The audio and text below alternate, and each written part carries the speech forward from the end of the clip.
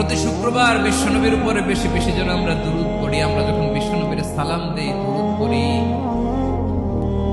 একদল স্পেশাল ফেরেশতা আছে যারা বিশ্বনবীর দুরূদটা নিয়ে সরাসরি বিশ্বনবীর রওজায় যায়, যে বলে অমুকের বেটা অমুক আপনারে সালাম দিয়েছে। বিশ্বনবী নিজ কবরের থেকে নিজেই সালামের উত্তর দেয়। বিশ্বনবীর ভালোবাসা যেন আমাদের হৃদয়ে থাকে, বিশ্বনবীর সুন্নাহ দিয়ে যেন আমাদের জীবনটাকে সাজাই, পারা যাবে ইনশাআল্লাহ। বিশ্বনবীর ভালোবাসা ছাড়া কেউ জান্নাতে ঢুকতে পারবে। বিশ্বনবীর পক্ষে আমরা বলব, বিশ্বনবীর পক্ষে আমরা লিখব, বিশ্বনবীর জন্য আমরা আমাদের কলিজার রক্ত বিলিয়ে দিব, ঠিক কিনা বলেন?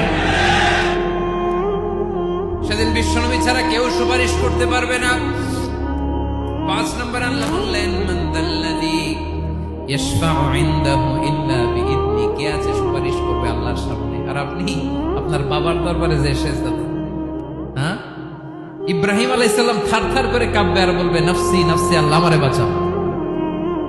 মুসা আলাইহিস সালাম থারথার করে কাঁপবে, আল্লাহ নাফসি নাফসি, আমারে বাঁচাও। আর আপনি পীরের দরবারে যে সেজদা দেন, কোথায় আছেন আপনি? খবরদার, কেউ বাঁচাতে পারবে না। যাকে ইল্লা আল্লাহ যাকে অনুমতি দেন, বিশ্বনবীকে দিবেন, নবীদেরকে দিবেন, এরপরে আল্লাহ তার স্পেশাল ওলিদেরকে, মুত্তাকিনদেরকে, শহীদদেরকে, সিলেক্টেড বান্দাদেরকে দিবেন। কিন্তু কাকে দিবেন, কার জন্য দিবেন, দুনিয়ার কেউ জানে না একজন ছাড়া, তিনি কে? আল্লাহর ওলিদেরকে, নেককার লোকদেরকে আল্লাহ সুপারিশের অনুমতি দিবেন। কিন্তু আপনি যারে মানেন, যার পায়ে সেজদায় লুটিয়ে পড়ে থাকেন, তারে যে আল্লাহ দিবেন, এটার কোনো গ্যারান্টি আছে? কথা বলেন। এজন্য জপতে হবে একজনের নাম, আওয়াজ করে বলুন, তিনি কে?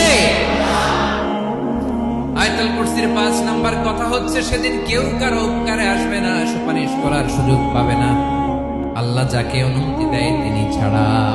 আল্লাহ যদি কাউকে দয়া করে অনুমতি দেয় তাহলে করতে পারবে, তাহলে পারবে। সেই কিয়ামতের দিনটা বড্ড ভয়ঙ্কর, কেউ সুপারিশ করার সাহস পাবে না। আরে আমার অবস্থা কি আমি জানি না, আমি আবার কারোর জন্য সুপারিশ করব? কথা বুঝেন নাই? আমার কি হবে আমি জানি, তা আমি আরেকজনকে নিয়ে টেনশন করার সুযোগ কোথায়? ইয়া নাফসি ইয়া নাফসি, আল্লাহ আমারে বাঁচাও, আমারে বাঁচাও, আমারে বাঁচাও। কাঁদতে কাঁদতে মানুষ হয়রান হয়ে যাবে, এ নাকি আবার আরেকজনের বাঁচাও।